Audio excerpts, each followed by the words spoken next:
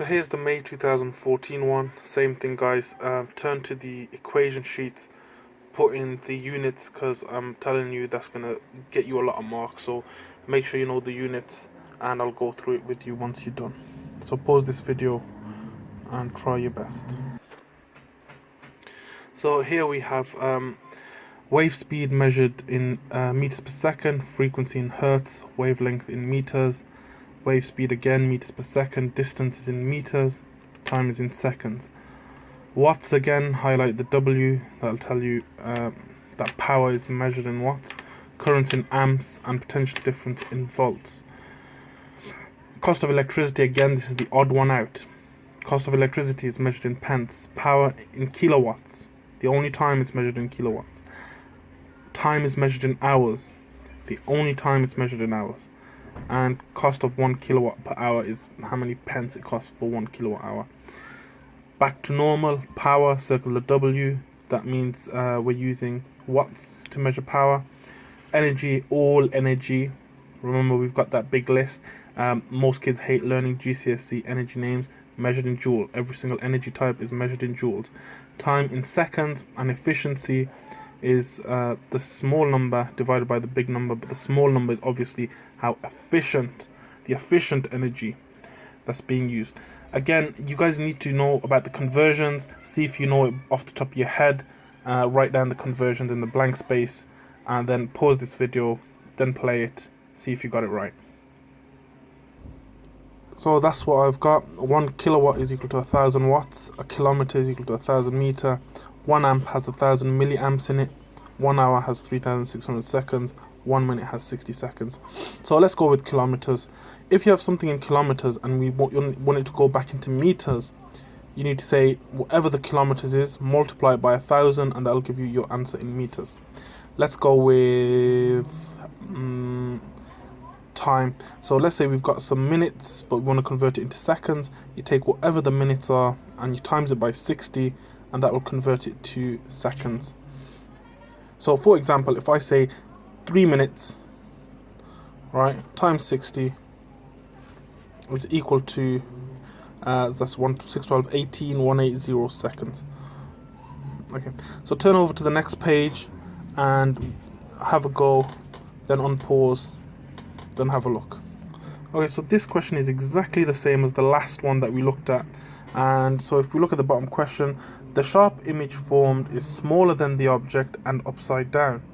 How can you tell the image is real? It's because you can capture it on a screen. If you look at that picture, there's a screen there, you can capture it on the screen. The screen can be anything really, A4 plain paper, it doesn't matter, so long as you can capture the image on it. Now, I'm going to explain in a bit more detail about this bit here. Now you see this is a convex lens. You can tell because it's rounded. And if you look at these rays of light, what happens is it gets refracted. Okay, so its speed and direction change because of the difference in densities. So as you can see, this bottom ray of light moves upwards.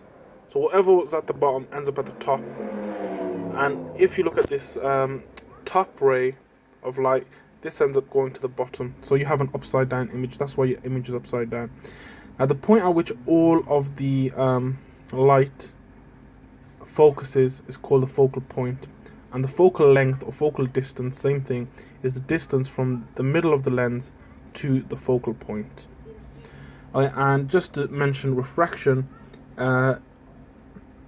refraction is the bending of light and the change in speed due to difference in density.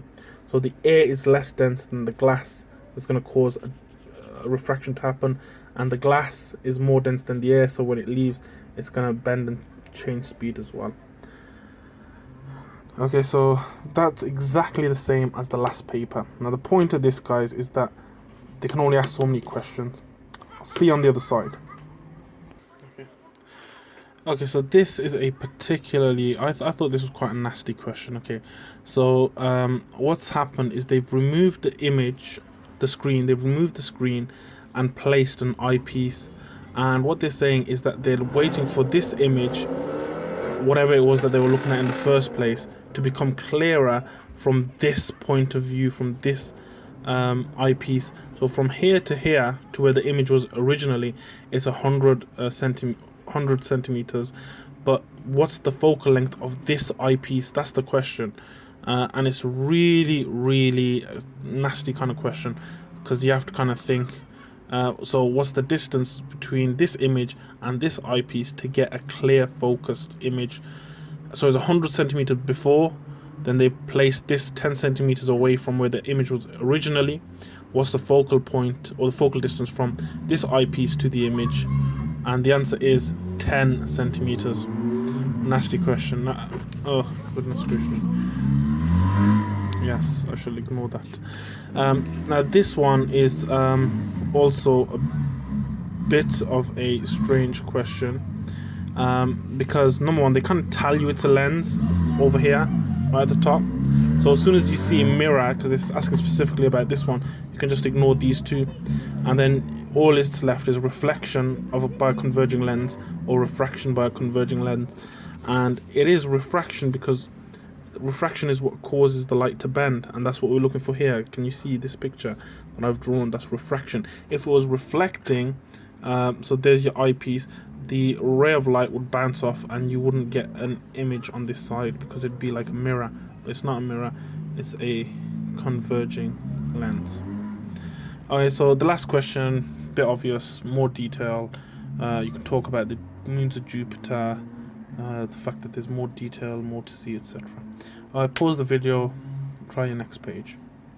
Okay, so the differences between geocentric model and heliocentric. While geocentric has the Earth at the middle of the universe, whereas heliocentric has the Sun at the center of the solar system.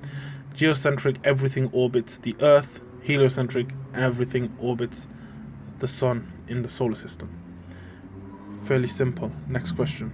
Pause. Okay, so the top question is kind of asking you, well, complete the next cycle of the star. So they're telling you that the Sun is a main sequence. What's the next what's the next thing? So here's my acronym again. No people allowed. Red giant shall win decisively. So we've got to the average star, and the next bit after the average star is the red giant. So the answer is a red giant.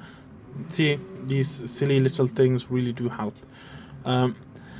Next, we've got this question: which our galaxy, the Sun, our Sun, is in the galaxy called the Milky Way. Okay, so that's our galaxy, where we live. Now, Andromeda is blue shifting towards us. What that means is that it's getting closer towards us. So the rays of light, or the wavelength of light, is getting shorter because it's getting closer to us. Okay, so that's a blue shift, is when something's getting closer to you and the wavelength of light is decreasing, it's getting smaller. And the solar system is basically with the Sun at the center. And our solar system is obviously found in the Milky Way. Now, which of these is furthest off from the Sun? Now, all of these three, the Earth, the Moon, and Jupiter, are all in our solar system, so they're relatively close.